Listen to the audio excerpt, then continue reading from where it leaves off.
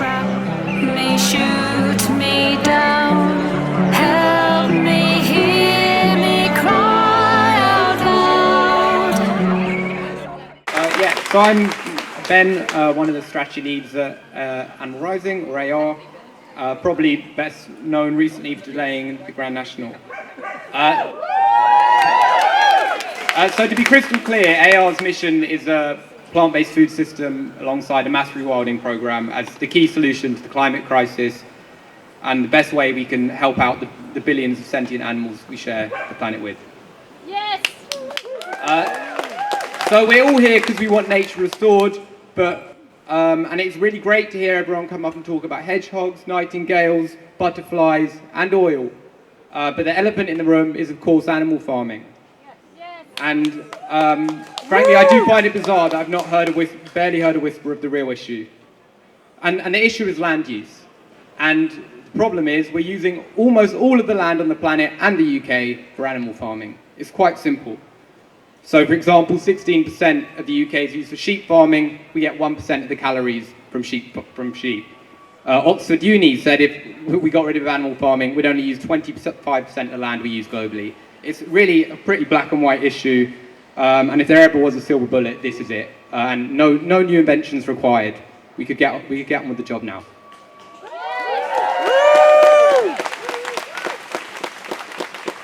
So in pursuit of this goal, AR, we've obviously taken a lot of risks over the last few years. You could say too many risks.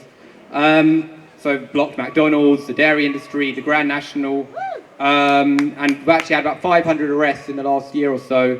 I've been arrested 15 or 20 times, and I actually spent the best month of the year, June, in prison.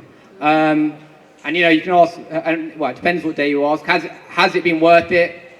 Well, some of them are, some of them aren't, and that's the nature of pursuing high-risk, high-return strategies rather than no-risk, no-return strategies. So the strategic context requires us to pursue bolder, high-risk strategies for kind of two reasons. Is one, there's no point walking for a bus if only running's going to get it. And number two is it's just possible to get things through that wasn't possible in the 90s. We're not in 1995 anymore. So a great example was our plant-based universities campaign. We've been passing motions to create 100% plant-based campuses at unis. We've done it in 7 unis. We're going to have 70 campaigns starting in the next few weeks. But 7 years ago, you wouldn't be able to get Meat-Free Monday through. And that applies in the animal farming context, but basically all campaigning contexts. So, yeah. And number three, there's just a matter of honour with a lot of this stuff. Where do we want to be, say we were, when our government condemned the world's poorest to death and destruction and hollowed out our beautiful planet? I know where I want to say I was, but I don't want to go back to prison again, actually. So, so no, we don't need everyone going off the rails, but we do need more moderate and mainstream voices coming out in support for those who are. And it really makes, do these sort of more drastic actions make an impact? And there's a lot of nuance and detail to that. And one of the details is have the moderate voices come out, because that massively influences the quality of the coverage. And a great example was recently with the Grand National Action, the RSPCA, and Chris Packham. And I actually might be making it up. I think Chris Packham did, but I'm so fond of him that I just make up positive memories. And that really changed how it's perceived. So that was like a really, so you can have a synergistic strategy where you have different players doing different things. So what do we need to do? So like number one, we need to be honest with ourselves about what the real issue is. We need a plant-based food system alongside mass rewilding, and we need to be supporting farmers to do this. So that's like an action that we call at a government level, systemic level. And on a personal level, what that means is that we need to stop eating animal products. Woo! And number two, we just need to be bolder in the actions and risks we take in our campaigns, like the RSPB was for about 10 seconds earlier this year. It was very brave. And then there are many ways you can take risks. But I would say a small point on that, because the RSPB came out and said, oh, we should be criticising, and I mean we shouldn't be criticising individuals, just policies. And I think that really boils it. This isn't a bureaucratic exercise, just about policies. There's heart in this, and so we should be criticising the people. And number three, yeah, we need to be bolder in supporting those who are out there taking risks. So for our friends, for example, Just Stop Oil will be going again in October, annoying a lot of people, causing trouble, and that tends to what happens when you take high risk, high return strategies. And we should be supporting them in the words and those who are brave enough or able to in actions too. So,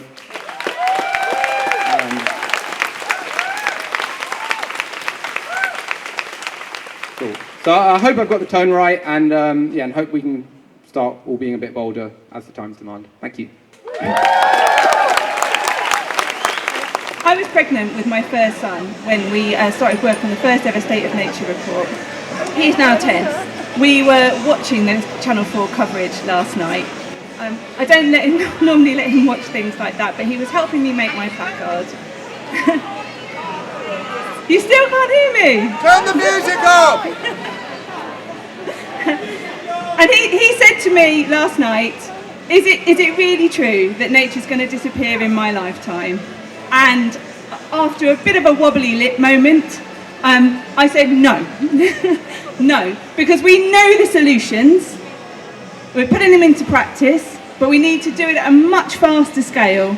We need politicians of all parties to step up and make that change happen. That's just my little cheesy anecdote. I'm going to hand over now to our ambassador, Samuel West, who's going to say some more.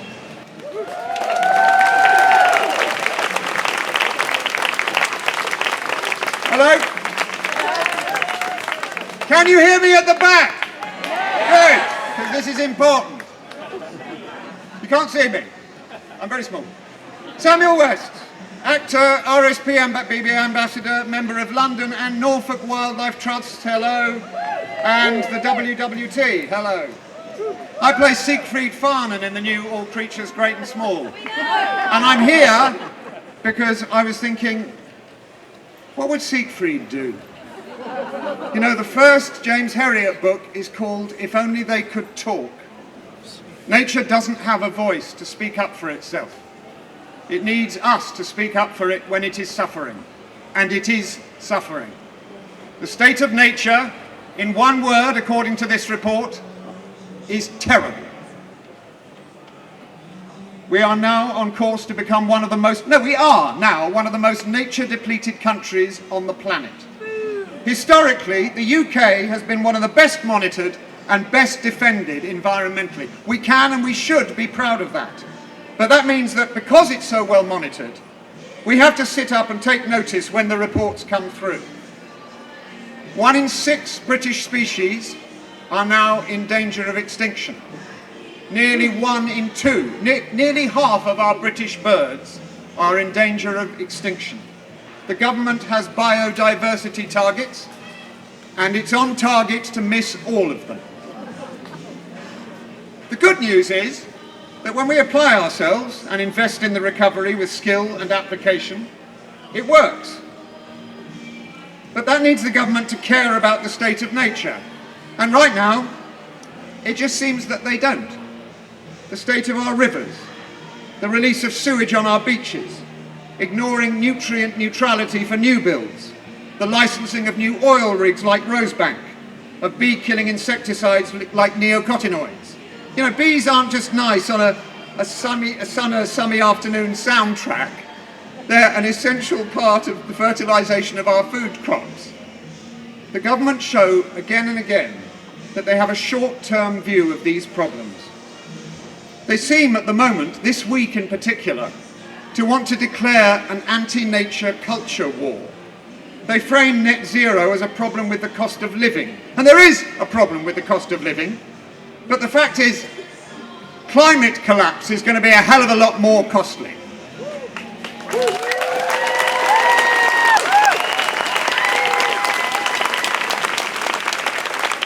The government seem to think that they and their backers will be able to escape this catastrophe on their private jets. But abandoning net zero targets will hit everybody, no matter who they are, what they earn, or how posh their postcode. We're outside DEFRA now to say we need from you brave, long-term investment and vision and leadership for our sake, for yours, and for the sake of the planet.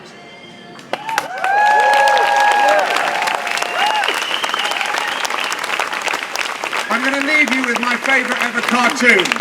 I've got one of these in my loo. It's funny, but it also might be the most important thing ever made. Tom Toro cartoon of 3 children sitting around a fire in a cave, while a man tells them, yes, the planet got destroyed, but for a beautiful moment in time, we created a lot of value for shareholders. Thank you. So I'm Ed Gemmell. I'm the leader of the Climate Party. The mission of the Climate Party is to ensure the survival of humanity and other species on the planet. So that's our mission. Now, I'm actually here today with a lot of colleagues across party. We're all councillors, and we're all from the Local Government Association, so the overall body for all of the councils in England and Wales. And we're actually got a board meeting here today for our Net Zero group that also works on environment and nature matters. So all of the guys here are really worried about the stuff all of you are, and they're all working on it. And in a minute, they're all going to introduce themselves. And there's people here from all of the parties, but even if they don't get up on stage, they're here supporting us. So everybody is worried about this. Let me give you a local example, though, of something that I was involved in. We, in Hazelmere in Buckinghamshire, were bringing in what's called a neighbourhood plan, so a local plan. And within it, we were going to protect 2 orchards on an area that was going to be open for development. At the Buckinghamshire Council level, another plan was coming in also that said those orchards should be preserved. Now, in what happens at local government, we bring out these plans, they go to consultation. And when they go to consultation, they become public. The Saturday morning after those plans both became public to protect these orchards, I got a call from local residents. And I was out there in my suit with a couple of local residents in front of the diggers as they bulldozed down the first of the orchards. They didn't wait for the consultation to finish. They didn't wait for the local councils to protect them. They just took them out straight away. Now, we've got also this ridiculous law, or coming in. We're all saying that we're going to halt and reverse biodiversity loss and nature loss in 2030. Sorry. Oh, does that mean we're going to ramp up destroying it until we get there? So we get rid of it all, we make as much money as possible before we get there. Oh, and then suddenly we're going to stop and start reversing it. Utter rubbish. Now, the only people who actually really go out protecting it are the local councils. And it's often all of us that are the ones that are opposing the developments, that are talking against the plans. And we only do that because all of you lot come out and tell us to do it and remind us and point out what's going on. So keep telling us, keep reminding us.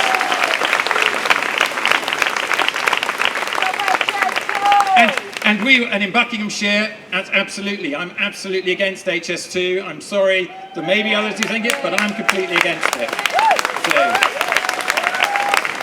Now, just before we finish, some of my other colleagues are going to get up here and introduce themselves as well, because we are utterly cross-party. We're all working on it, and we're all working at the local level and working for you. And you can help us, voting in the right way, alerting us to things, bringing forward the opportunity to us to take action, and coming to join us.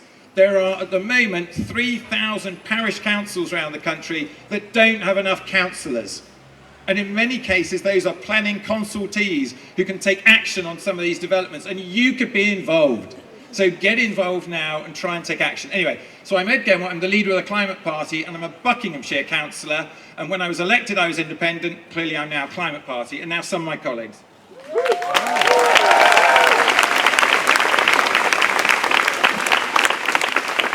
Thank you very much, Ed. And I just want to add what a terrific amount of work is going on from your inspiration. So thank you for that. It's your feelings and support that is driving our councillors to do the very best job they can, both for their councils, but particularly residents, and especially for the planet. This last weekend, I was at the 75th anniversary of the Lincolnshire Wildlife Trust. And it was a terrific display of so many local activists really making a difference on the ground in hundreds of different ways, whether it's creating more wildlife, protecting wildlife, standing up for wildlife. So thank you for all of the things that you are doing in your communities. Together, we are making a difference. We just need to make sure that those other people recognise it and give us the funds and support to actually turn around the current trends, which are disastrous, and to make our world the safe and happy place that it should be. Thank you. My name is Diana Moore and I am a Green Party councillor in Exeter. When I first got elected in 2019, one of the first things I did was meet with a community who were concerned about a development at the end of their road. It was an old car lot, and actually this car lot was rich in wildlife. Now, you would not believe the anger of a developer who has had his development turned down, not only because of the concerns of residents, but because hedgehogs live there. Hedgehogs deserve homes too. And your job is to go and make developers angry. Because we today here are angry. We are angry because government has put a price on everything and values nothing. There is no point setting targets for nature when they have absolutely contradictory policies, particularly through the planning system, that wipes that away with one strike of the pen. So when you get home and you're feeling frustrated, look up your local authority, planning authority portal. Just pick any planning application, look at the tree assessment, the tree report, and the environmental plan, and put that objection in. We need change locally, but we have to demand change nationally. And DEFRA, you need to hear what we have to say, because hedgehogs need a home. Good morning, my name is, I'm Councillor Vicky Slade. I am the Liberal Democrat leader of Bournemouth, Christchurch and Poole Council down on the south coast. We are a Lib Dem independent council, and I was privileged to have been part of the Lib Dems passing a Tackling a Nature Crisis motion at our conference just this past weekend. My role in that was to introduce the voice of local government. Local governments are being utterly stripped of finance from this government, and because of the cost of living. It means that councils all over the country can't afford to do things that they're not statutorily required to do. And that includes things like employing the ecologists and the environmental planners that we need in our councils to make sure that biodiversity net gain is sorted out. It means making sure that we can actually afford to hold those other people to account, to keep our rivers clean, keep our beaches clean, and make sure that our beautiful heathlands are protected. So I will do everything I can to make sure that that is fought for. In Poole Harbour, we now have, breeding ospreys, white-tailed eagles, peregrine falcons, nature we didn't have 10 years ago. So we will be doing all we can to make sure that nature has a voice as much as we can. Thank you.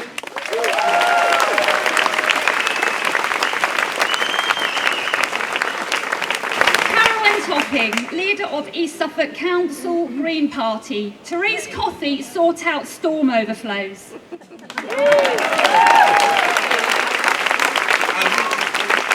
Very briefly, Jonathan Essex, Green, Surrey County Council. A soundbite. During lockdown, you could hear the nightingales outside the end of the runway at Gatwick. Now we've got to stop the runway expanding. There is a link between the climate emergency and the nature emergency. Good afternoon, everyone. My name is Victor Chamberlain. I'm a Liberal Democrat councillor in Southwark in South London. I'm a councillor because I really care about protecting nature in cities. It's so vital that everyone has access to green space and to the environment, and I think it's really important that we don't forget that cities and urban areas are a core part of that as well. Thank you. Great, thank you. You heard it here. Bother your local councillor and support them, or all your local councillors. And now we're going to hear from Richard Benwell, the Chief Executive of Wildlife and Countryside Link. Come forward, Richard. start with me little cat lunch bag. The State of Nature report, everybody, was a cry of despair, wasn't it, for everybody who cares about wildlife? And today, I think, is part of our answer to that report. But it's worth saying that the State of Nature report will bring cries of despair from politicians too. They'll turn up on your doorstep and they'll say, we care about sewage pollution, we care about biodiversity, but how do we know the political platitudes from the serious action for the state of nature? Elliot Chapman-Jones from the Wildlife Trust over there cruelly challenged me to talk about policy in my 2 minutes, so that's exactly what I'm going to do. Here's the bird spotter's identification guide between the political rubbish and those who seriously want to turn around the state of nature for biodiversity. Well, what do we do first? We do no harm. In the last couple of weeks, we've seen the government suggesting that it will strip away nutrient neutrality protections for our rivers, our most sensitive wildlife sites. That can't happen if we're going to turn around the state of nature. We have seen the Prime Minister stand up there and roll back on net zero promises, electric cars, home heating, home insulation. That can't happen if we care about the state of nature, can it? No. But just sorting out harm isn't good enough. We need to demand serious, strong changes from every political party to start acting positively. And that's why we need to start talking about manifestos and the things that will really make a difference. We spend a vanishingly small amount on biodiversity here in the UK. 0.024% of GDP on biodiversity. That is ridiculous. So the first thing we need to see is a massive increase in public spending on biodiversity, in particular, doubling the budget for wildlife-friendly farmers. Claps for policy, I love it. But obviously the public sector can't do it all. We also need to make the polluter pay. And so far, this lot's extent of their imagination has been to encourage offsetting. That's not going to work, is it? That's simply making good for a little bit of harm you're doing. We need serious regulatory requirements on all the major polluting sectors to do more than offset and actually pay for nature's recovery, finance, development, water, agri-food. These are the sectors that need to start paying in the billions now for nature.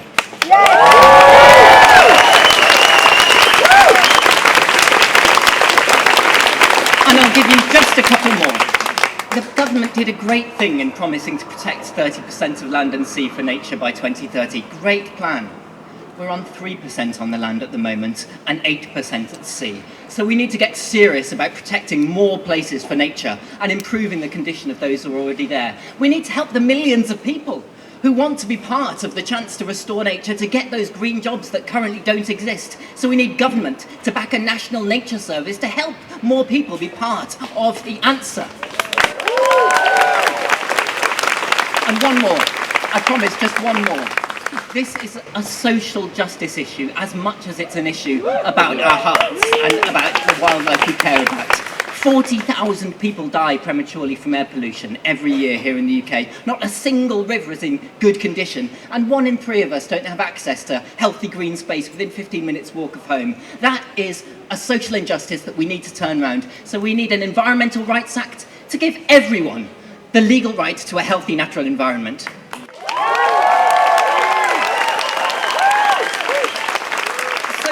Turn up on your doorsteps, folks. When those politicians come round for the general election next year, don't be fobbed off by those political platitudes. Don't think that we'll sort sewage or we'll be nice to nature are good enough. Let's stand on the doorstep. Let's say, will you increase the public funding? Will you make polluters pay? Will you do 30 by 30? Will you do green jobs? Will you do rights for nature? Nature can't wait. Let's restore nature now.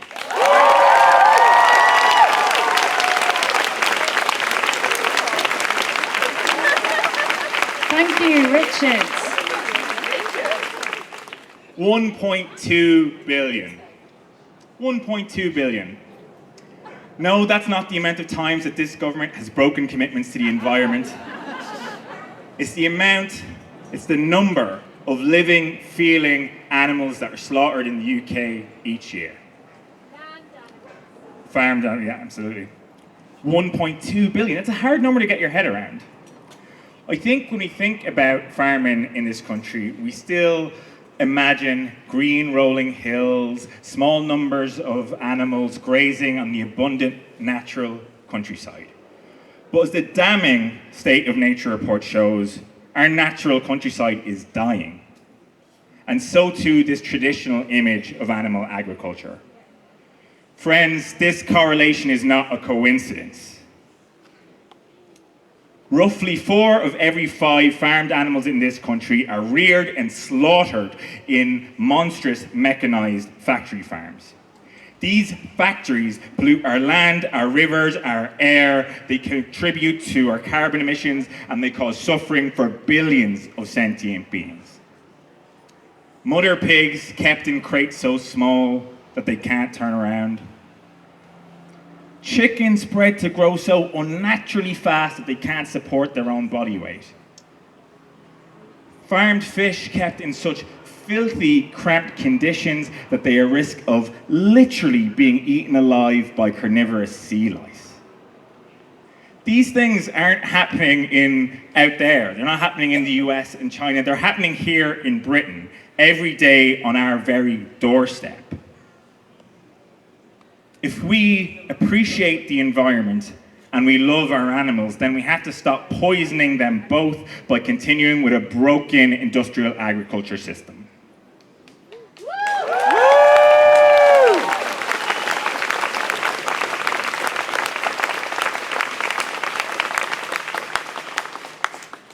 At Humane Society International UK, we're fighting for a fair food strategy where farmers are supported to transition to a sustainable plant-based food system in which animals and the environment are protected because they go hand in hand.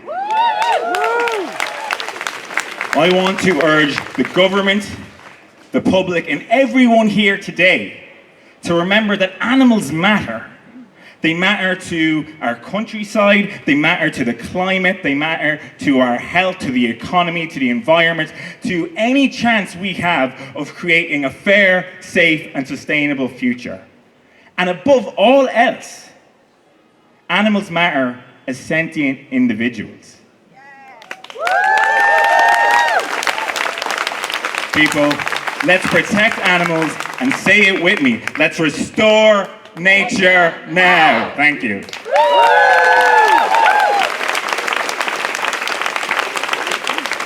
Restore nature now. And now we'll hear from Adam Cormack from the Woodland Trust. Are you ready, Adam?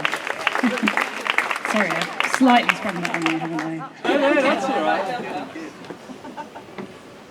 Hey, everybody. Right, I'm going to talk to you from the Woodland Trust. So we look after 1,000 woods around the UK. Last year, we created 2,000 new hectares of native woodland. And last month in Kent, we managed to protect 50 hectares of ancient woodland that was going to get destroyed for a quarry. So with the help of the local community, we've turned that proposal around. So transformative change can happen for our trees and woods. So what I want to do is read you a poem now to try and bring the spirit of our forests and trees into this place, because I think it's needed. And then I'm going to give you one suggestion for restoring nature now with trees and woods. So this poem is called Forest. It's by Carol Ann Duffy. In fact, the trees are murmuring under your feet. A buried empathy, you tread it. High over your head, the canopy sieves light. A conversation you lip read. The forest keeps different time, slow hours, as long as your life. So you feel human, so you feel more human, persuaded what you are by wordless breath of wood, reason in resin. You might name them, oak, ash, holly, beech, elm. But the giants are silence alive, superior, and now you are all instinct, swinging the small lamp of your heart as you venture their world, the green, shadowy garlic air your ancestors breathed. Ah, you thought love human till you lost yourself in the forest. But it is more strange. These grave and patient saints who pray and suffer your little embrace. So that's Forest by Carol Ann Duffy, and she actually wrote that for the centenary of the Forestry Commission. So that's a government agency that's supposed to be looking after our public forests. So, one stat to leave you with. Around half our ancient woodlands are currently under forestry plantations, most of them planted after the Second World War. That's 140,000 hectares of ancient woodland that's currently not able to kind of thrive and protect wildlife. Guess how many hectares were restored under the government restoration scheme last year? One, yes, you nailed it. So government stats published a couple of weeks ago, 1 hectare out of a potential 140,000 hectares of ancient woodlands. So restore nature now, and let's start by restoring our ancient woodlands. Thank you.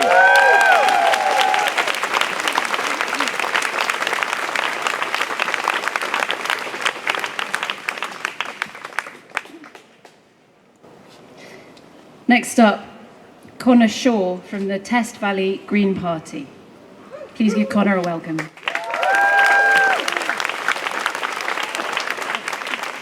Good afternoon. I apologise, this is my first time publicly speaking, but my name's Connor Shaw. I'm from Hampshire, but more precisely from the Test Valley. Our rivers are not just waterways, they're the very soul of our community. Picture this, my primary school emblem depicted our local brook. My secondary school emblem featured a trout. Even our borough council proudly displays a trout on its logo. Our local identity is inseparable from our precious chalk streams. Chalk streams, like the beautiful River Test, are ecological marvels. They're pristine, crystal clear havens that nurture a diverse tapestry of unique plant and animal species.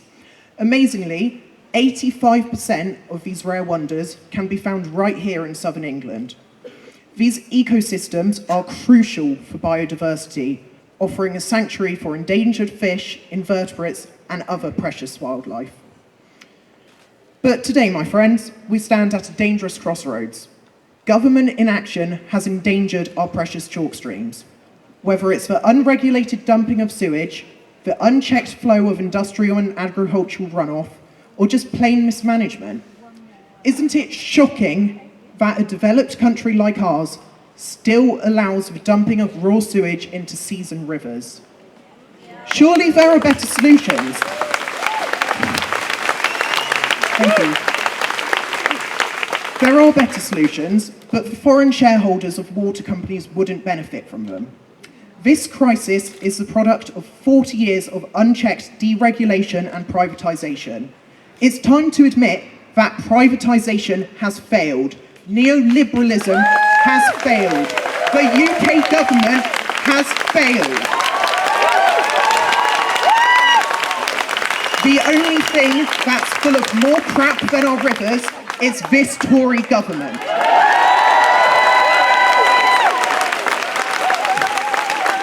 We're all here today because we're united by our compassion and our love for the environment, and our hope for a better future. But hope alone won't cut it. We must take action. We must vote for a future that safeguards the sanctity of our vital chalk streams and environments. Let's recognise and protect these irreplaceable natural wonders, preserving their beauty and ecological significance for generations to come. If this passion resonates with you, I implore you, engage with your local Green parties. Stand up for nature and join hands with us in this noble cause. Vote for a better, fairer, greener future. Together, we can make a lasting impact. Thank you.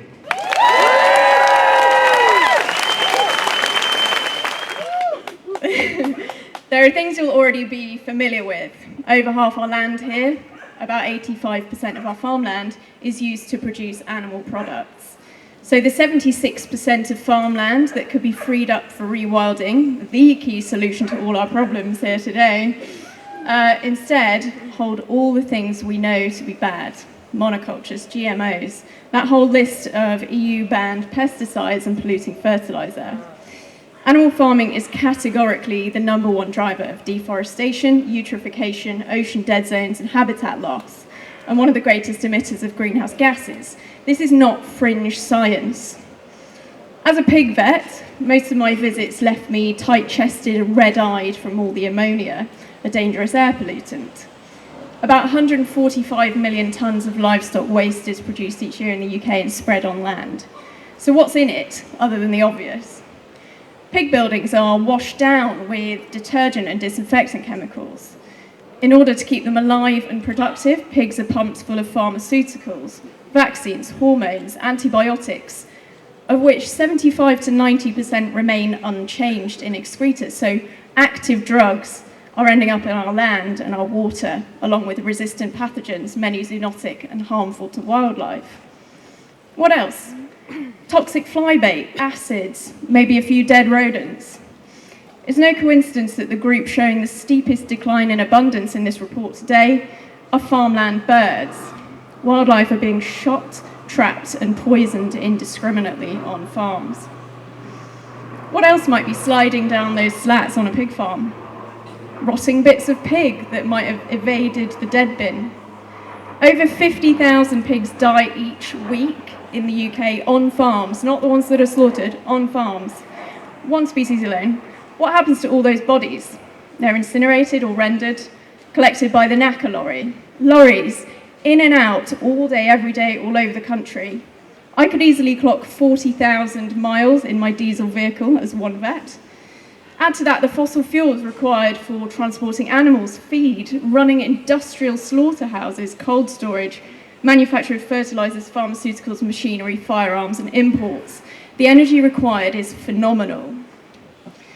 What else is in the slurry? Perhaps the odd needle, catheter, latex glove. Microplastics have now been found in the blood and flesh of farmed animals, it's no surprise. Packaging for these products has to be plastic or they will literally kill people. Vets' disposable overalls, meds, blades, chemical bottles, feed bags, etc. all plastic. Some being burned on farms illegally, others ending up in the food chain or environment. As someone who was carrying out farm inspections, let me tell you there is a serious lack of oversight and consequence. So schemes put in place may not necessarily have the desired effect. DEFRA rely very heavily on industries to self-police and stakeholders drive policy. Despite what we know, livestock production is still increasing. We almost double the global average of meat in this country. Our government provides the majority of animal farm profits through subsidies, but we also have a part to play. The less but better message that I see so often may actually be doing more harm than good. It's feeding apathy and confusion. And I really want to stress this, better does not equal good. In fact, when it comes to animal farming and fishing, better usually still means very, very bad. There are countless reasons why I'm vegan, as of 2017, and not just eating organic and free-range meat.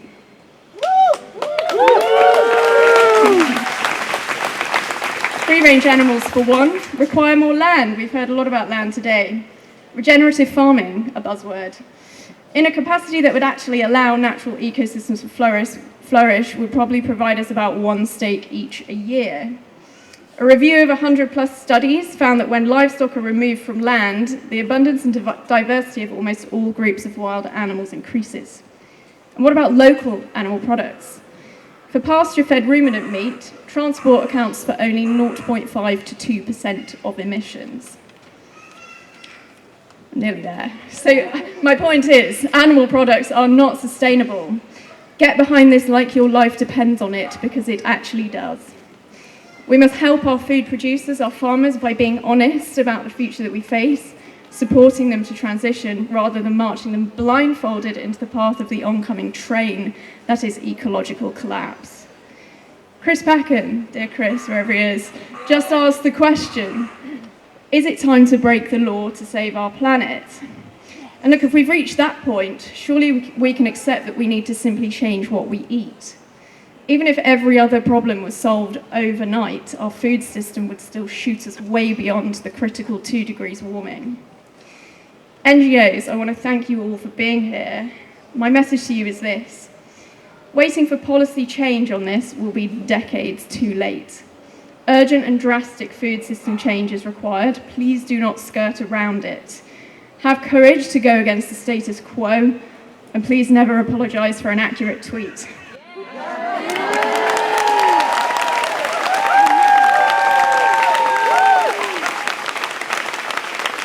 In all seriousness, if we all step up simultaneously with an accurate and clear message, it's very difficult to dismiss that message, and it makes it much easier and safer for people to portray honest science.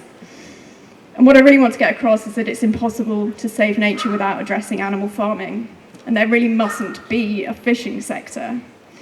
All the data we could ever need is already available, it's just drowned out by misinformation from those selling a product, please remember that. To truly value life, we must value all life. And to give nature the best chance, we must stop slaughtering it. Today's message, nature doesn't have a voice, but we do. My message, billions of farmed animals are literally screaming. They have a voice, we just need to listen. Thank you.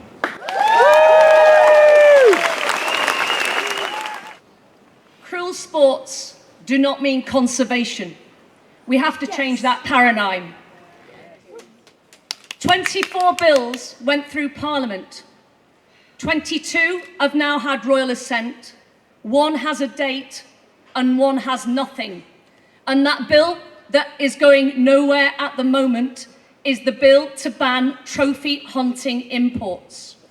Please, everybody here today and via your social media, call on everyone to contact Therese Coffey, the Secretary of State, Lord Benyon in the House of Lords, Rishi Sunak, and asks for support from the Labour Party to get this ban done. We have 3 possible days left. That bill could go through in 3 days, but on the 7th of November, it is the King's Speech. The bill will fall on a day called prorogation, possibly the 1st of November.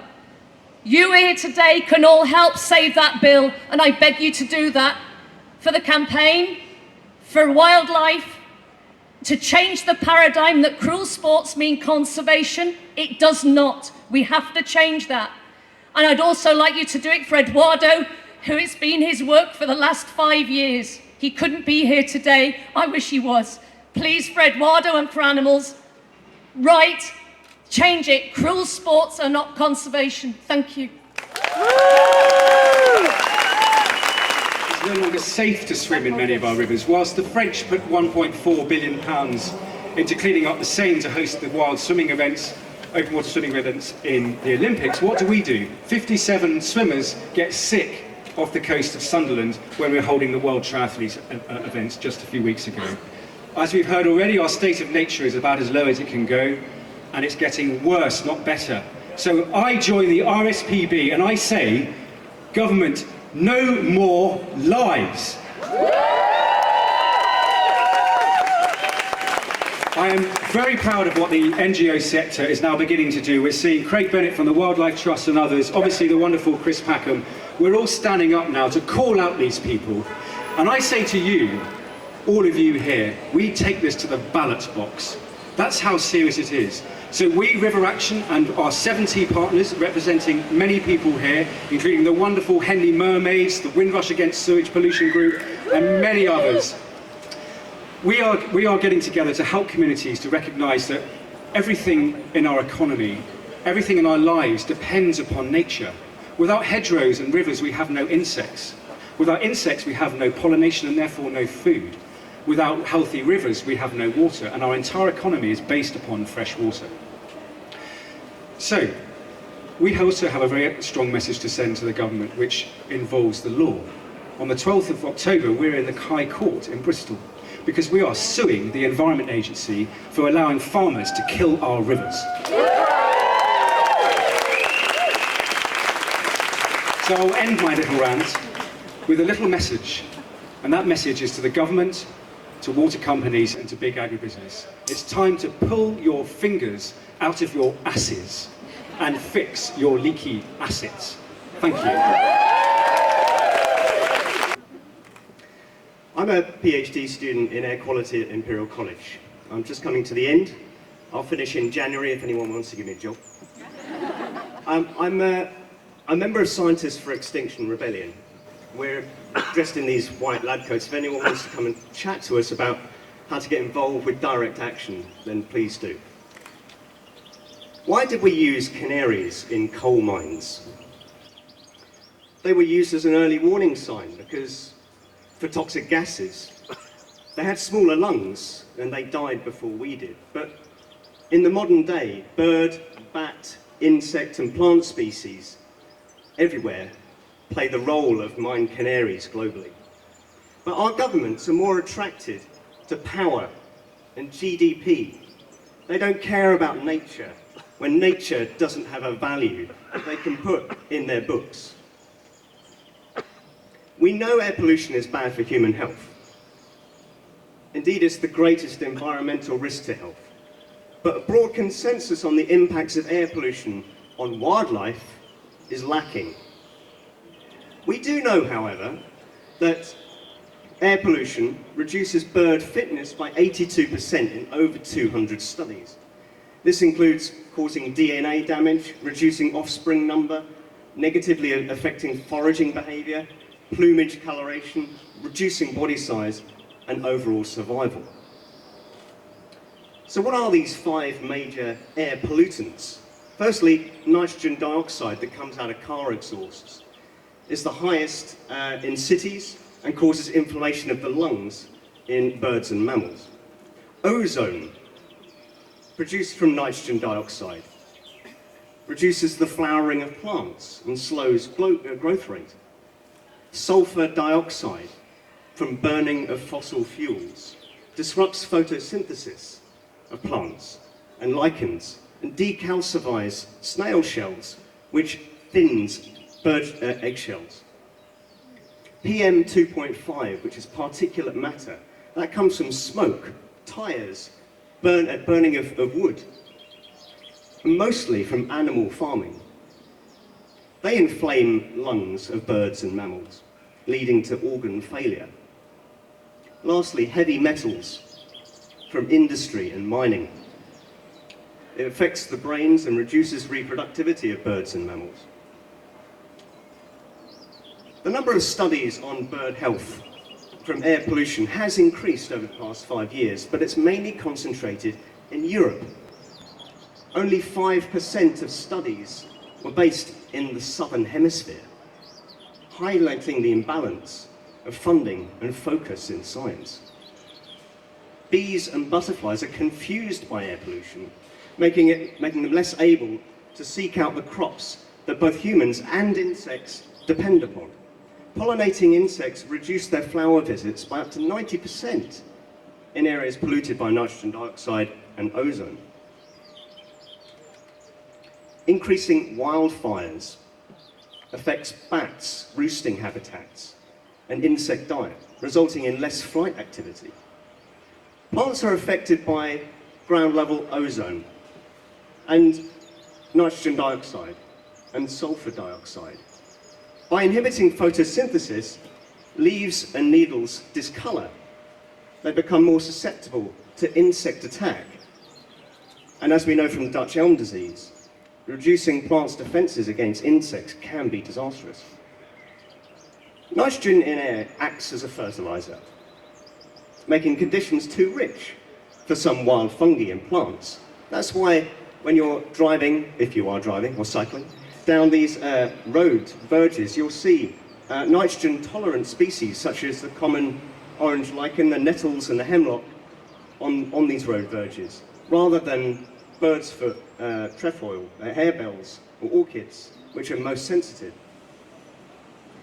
Aviation is one of the fastest growing sources of greenhouse gas emissions and is driving climate change. And airports, we know, create incredible noise and light pollution. They increase the heart rates of deer, reduce bat numbers and birdsong amplitude. But we know so little about the air pollution coming from airports. We do know that air pollution is very, very small. So small, in fact, that it can get through the eyes. But there's practically no research on this kind of air pollution on humans, let alone on wildlife. But we can't wait for more research to tell us how nature is being killed. It's not like we will suddenly realise that air pollution is good for wildlife. As you'll hear later on, this is not an information deficit, this is a power deficit.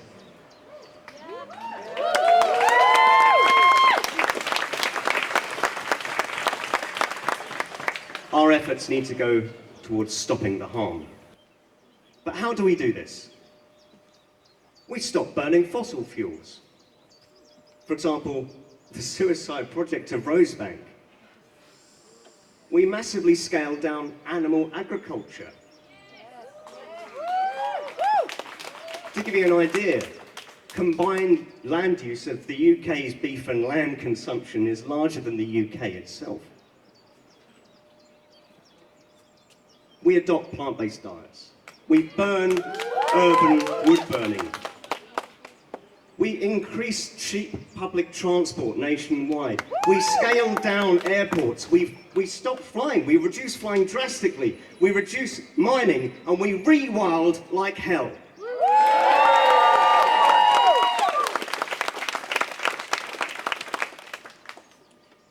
We show up to demonstrations like these, with power in numbers, and we keep pushing and pushing until things change, until we win.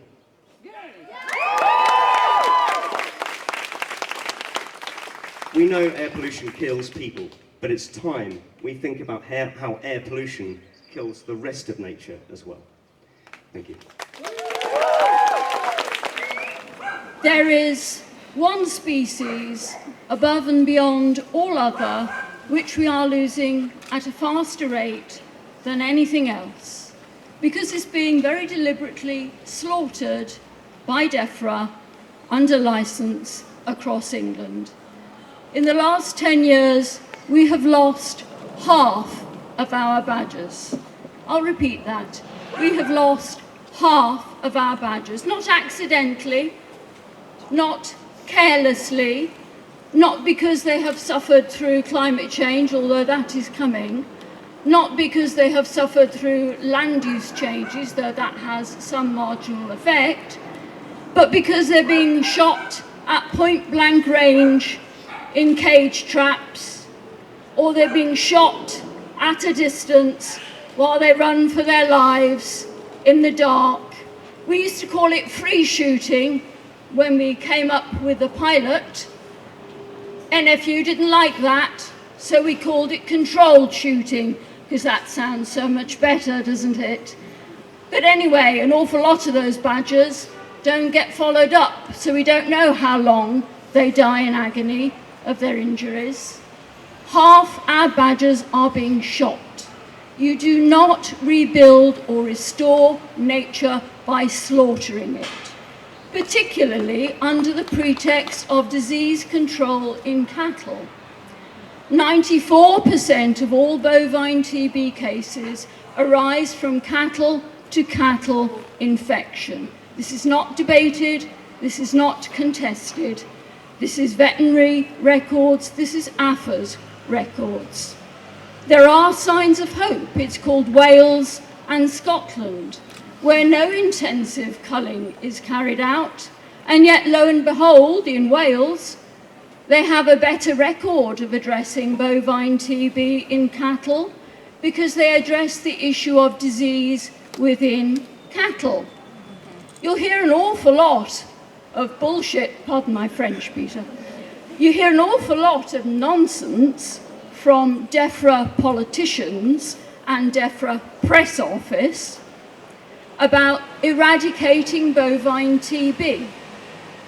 Can anyone tell me how many diseases we as a human race have ever eradicated in history so far? Smallpox is one. Another one? Rinderpest in cattle. And we cured it in cattle by vaccinating cattle. So we have eradicated 2 diseases in history, both by vaccination. Any politician of any party who claims that bovine TB is going to be different from either of those two cases is misleading themselves, misleading taxpayers, misleading farmers, and misleading all of you here who might be minded to think, well, maybe they've got a point. We're outside of DEFRA's offices. DEFRA HQ, by the way, is in Smith Square. It's in Nobel House, just across the way from the NFUH quarters, just saying. They don't need to be, because the NFU do have their own security parties. I know, because I worked for DEFRA and for Natural England for many years. But one of the more interesting things about DEFRA and Natural England is the vast majority of officials inside this building and inside the Nobel House building in Smith Square, they joined because oddly they have views very similar to all of you. They're scientists, they're ecologists, they're zoologists. They love wildlife, and a lot of them are working in policy very hard to try and save it. And I can tell you from my own experience and from their experience just how monumentally pissed off they are that it's not working and that their best efforts are being thwarted time and time again. So my message is to government, and it's to some DEFRA officials: stop the cull, learn from Wales, and do the decent thing. Thank you very much. So I work for a non-campaigning NGO. They are one of the authors on the report, but I'm not here representing them. I'm not going to name them. Oh, microphone issues, I think. Okay, is that better? Okay. So I'm not here in an official capacity. And in fact, I keep worrying that I'm going to lose my job about this. But this is much bigger than that. This is about so much more than me. So my entire career has been motivated by wanting to make a difference for nature, the natural world that I love, that we all love. But I don't feel like I'm making that difference. This is the 4th State of Nature report that I've been involved in promoting, and clearly carrying on what I've been doing, it just isn't working. So as the famous saying, possibly attributed to Einstein, goes, insanity is doing the same thing over and over and expecting different results. And business as usual is insanity.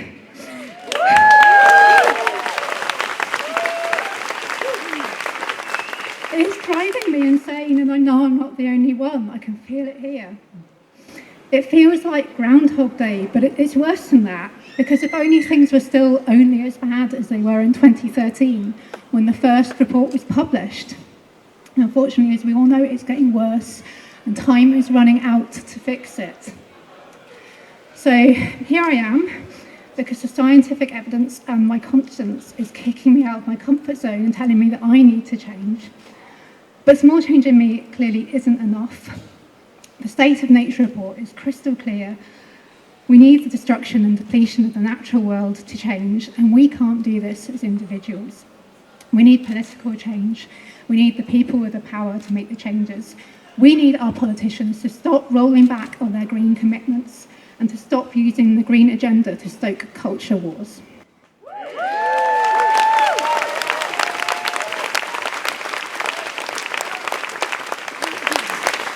We need them to properly invest in the schemes that we know work, and we know that they do because they've been tested by the sound science, and we've heard lots about them today. Proper protected areas, reform of land use, properly designed and implemented rewilding. We know about this, we know what we need to do, and we know how to do it, but we need the right political will and commitment, investment to make it happen and happen at scale. So we have to do this, so let's get on and do it. And I have to do this. This is the bit where I might crack, so bear with me. I have to do this, not just for the reasons I've already explained, because I'm not sure I'll be able to live with myself when the penny drops for my son, who is so excited by nature and the world around him. And I know it won't be long before he realises what's going on and how terrible the future looks for him and his generation if we don't change things now.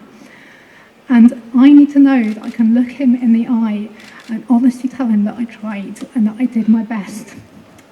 So, DEFRA,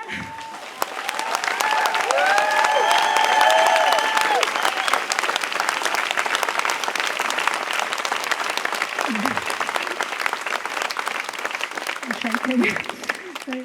Rishi, Kia, Therese, are you listening? Is this really the best you can do? Honestly, are you doing your best? I don't think so. So please enact change and restore nature now.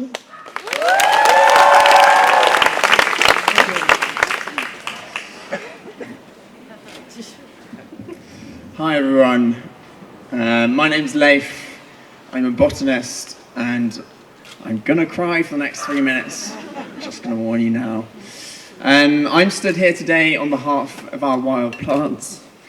I basically spend my entire life trying to convince as many people as possible that our wild plants are incredible, they're awesome, they're entirely worth our time and attention, and they are capable of so much more than we give them credit for. But they can't do a lot by themselves against this relentless onslaught of human destruction. They can't run, they can't fight, they don't have a voice. Over the course of my life, I have read loads about plants. I've had so many conversations about botany. And in everything that I've read and in all of those conversations I've had, the issues have been exactly the same. They come up again and again and again. Herbicide use, overgrazing, land drainage, all of these awful, awful issues. But 2 years ago, I spent an entire calendar year travelling around the UK by bike and train. I went all over the place, from Cornwall to Shetland, from Pembrokeshire to Norfolk. And I spent a lot of time sat on trains, staring out of the carriage windows. I spent a lot of time on my bike, staring out at the landscape around me, and all I saw was field after field of grazed grass, field after field of monoculture crops. I saw cities, I saw grouse moors, I saw private estates, I saw conifer plantations. But I very rarely saw hay meadows. I hardly ever saw bluebell woods or poppy fields or flower-filled mountainsides. I thought I knew how bad things were. I thought I understood from everything that I read and all these conversations that I'd had. But until I saw it for myself, concentrated into that year, I realised I had absolutely no idea how bad things are for our wild plants and for nature generally. And that's why I'm here today, to demand that DEFRA does more for our flora. Since 1970, more than half of Britain's wild plants have been lost from areas they used to thrive in. And yet, how many of the people in power could name a wood anemone? How many collected conkers? How many of them know the gleam of buttercup's petals, the smell of honeysuckle on a summer's evening? How many of them even notice the daisies and the dandelions? Those making the decisions about nature don't know nature. They don't know what it's like to welcome the primroses back in the spring. They don't know the deep, gut-wrenching pain of watching ancient oaks toppled by chainsaws and bulldozers. For them, it's about money, it's about power, it's about economic growth. But when are they going to figure out that they need plants if they want all of that stuff?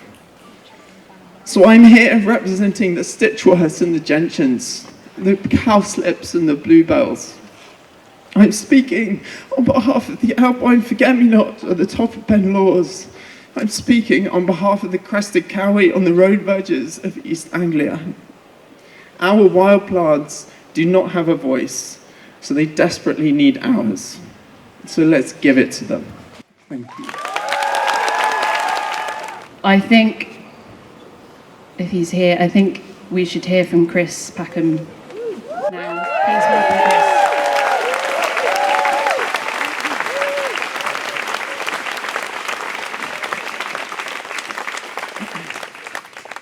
Good afternoon, everyone.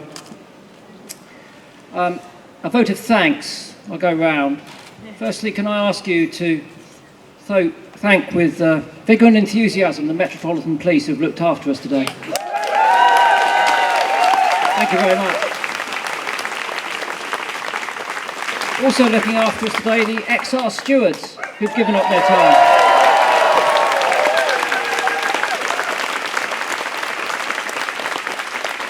Clarissa, who's been a great MC, thank you very much indeed.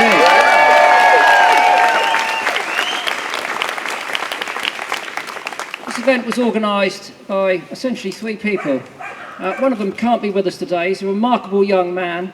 His energy knows no bounds. His skills are not yet unparalleled, but he's working on it and he'll soon reach that point. His name is Fabian Harrison. He's not here, but I'd like you to give him a massive round of applause.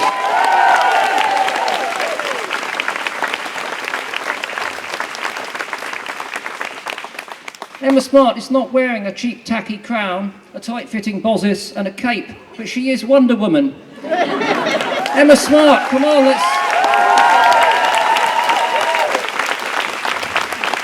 Emma's done a remarkable job of bringing everyone here today, and it is, I think, important. We also have to thank all of our scientists. In science, we trust, and they have spoken both in terms of data, which is great because we love data, but they've also spoken with extraordinary passion. Let's hear it for our scientists.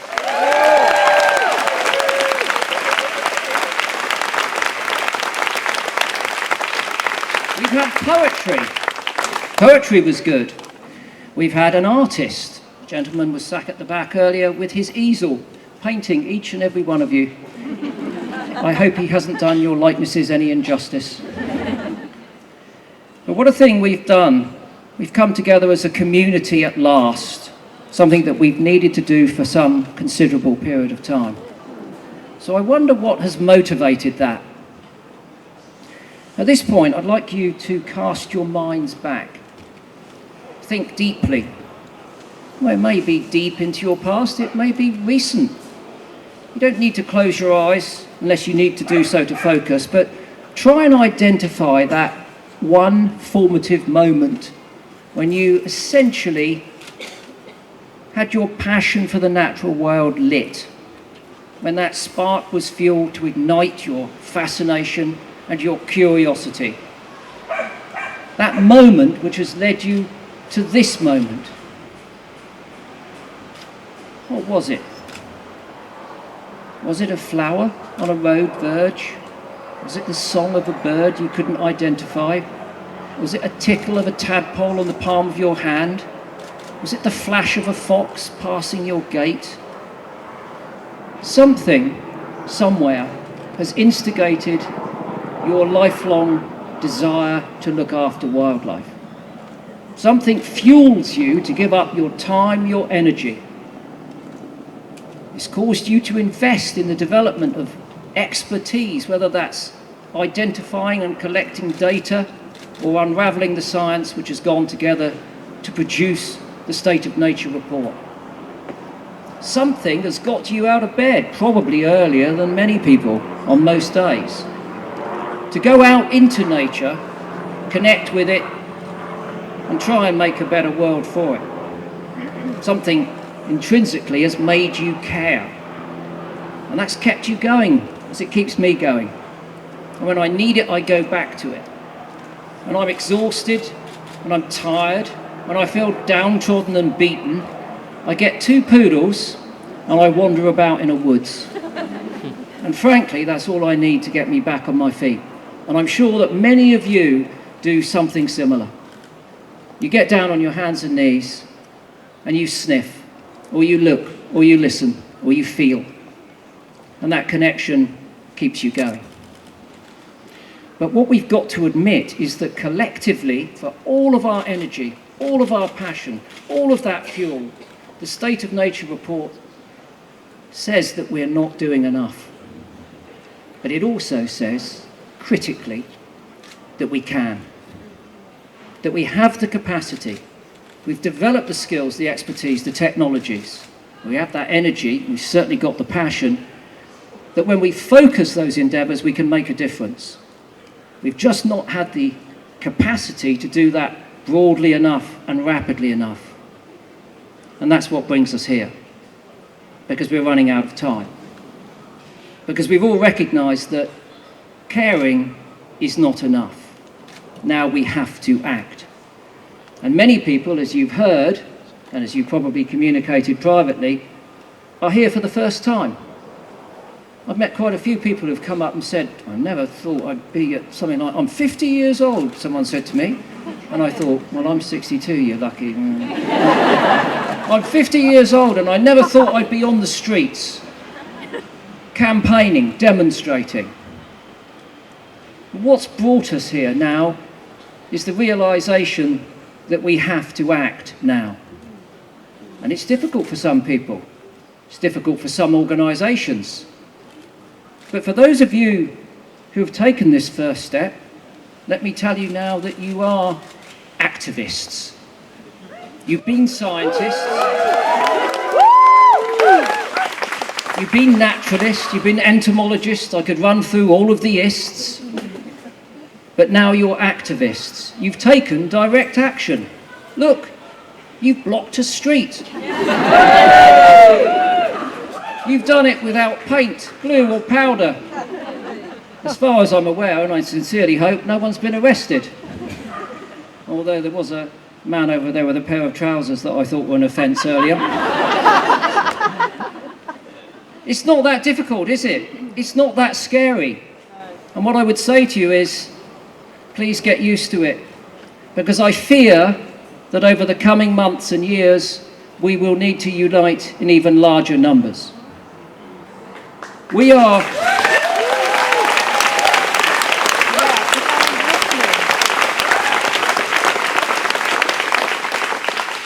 collectively grateful for our collective today.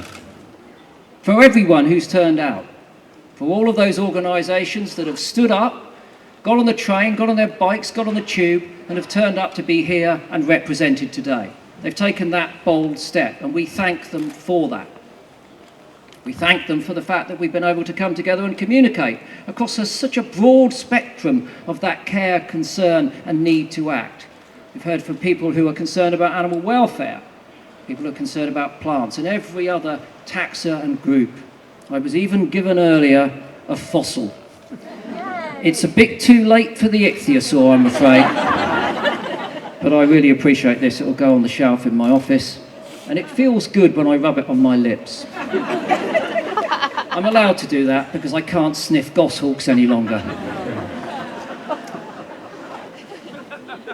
Ultimately, the conservation movement, the environmental movement, needs to stand up. It needs to stand up and be counted. It needs to shout above the noise. We've proven today we can do that in a legitimate, democratic and peaceful fashion. Next time, to all of the NGOs who have come today, you may perhaps have to call upon your membership. Today it wasn't about vast numbers of people, it was about you who have come. Recognising, communicating and basically staking your claim on that tarmac in that street.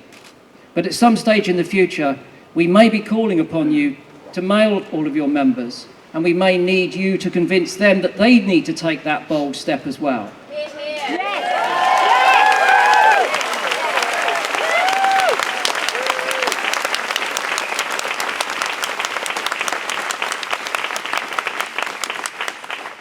The collective membership total of people present today, and there may be a few duplicates, is 8 million people. 8 million people are members of the UK's conservation and environment NGOs. 8 million people. That is power. And we must exercise that power. Because rest assured, you have stood and listened to people today speaking from their heart. They've opened their hearts and they've shed tears. Your members feel the same way. They communicate that on social media. They communicate that to me and you all of the time. They share our concerns. We must not neglect that. Our movement must modernise rapidly. And we live in a different world. Our politics has changed. We've seen in just the last few days and weeks the way that our politics has changed. Decisions not being made for good policy, but being simply made for populism. And that will be our undoing.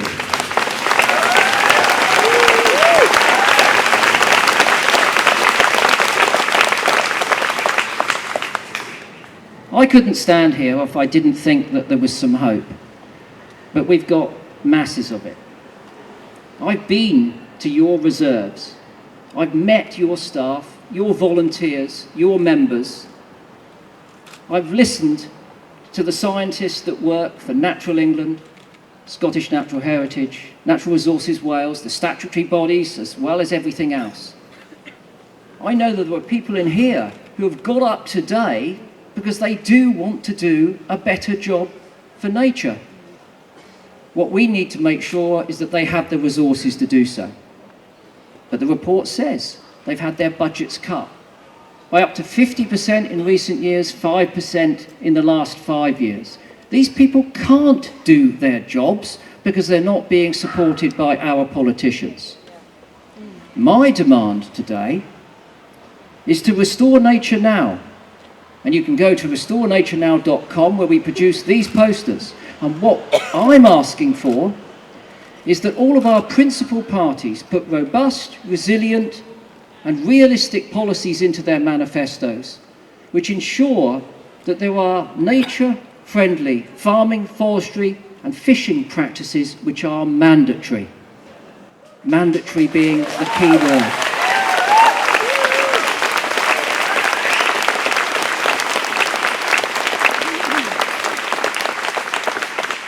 The report says that when we can implement those higher level agri-environment schemes, that albeit slowly, they do work.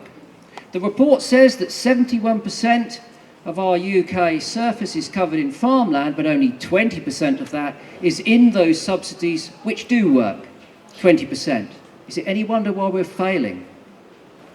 All of our farmers have to have access to those schemes. They have to be properly supported. They have to be accessible.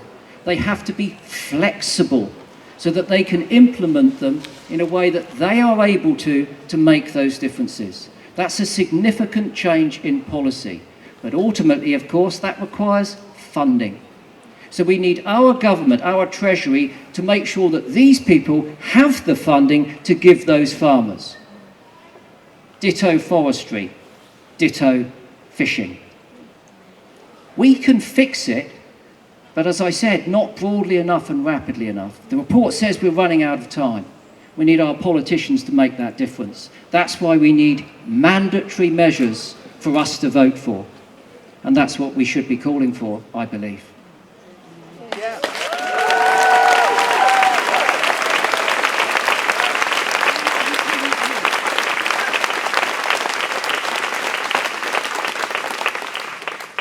In terms of thanks, I do thank all of you for coming. I recognise that sometimes it's been a difficult decision. I know there's been a lot of hand-wringing, a lot of late-night phone calls. Should we? Can we? All I can say is, the next time you get an email from myself, Fabian, Emma, before you start thinking about how you make that decision, cast your mind back to that moment that I asked you to think about. That formative moment when you fell in love with nature. Because it's that that should shape what you do and how you act. It's that that should instigate your desire to raise your voice. Not some political affiliation, not some worry about the members getting upset, not some worry about a Conservative MP getting you on the phone. Let your heart lead your actions. Use your head to shape them, but stand up for nature. Because nature doesn't have a voice, but we do. Nature can't act, but we must. Thank you for coming.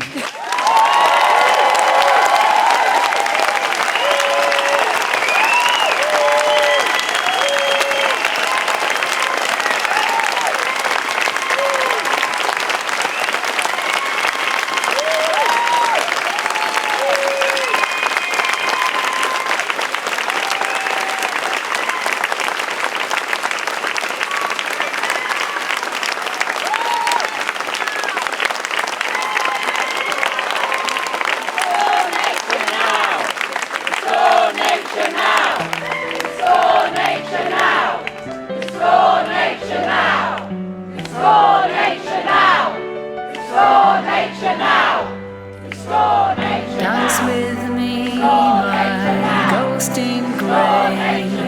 Our end is close most every day. Blue grey circles in the sky. The future's bleak for you and I. Show me your sky dancing skills with pure ballet. Pass the kill to the ringtail on the wing. Dance as winter turns to spring. They hunt me, trap me, shoot me down.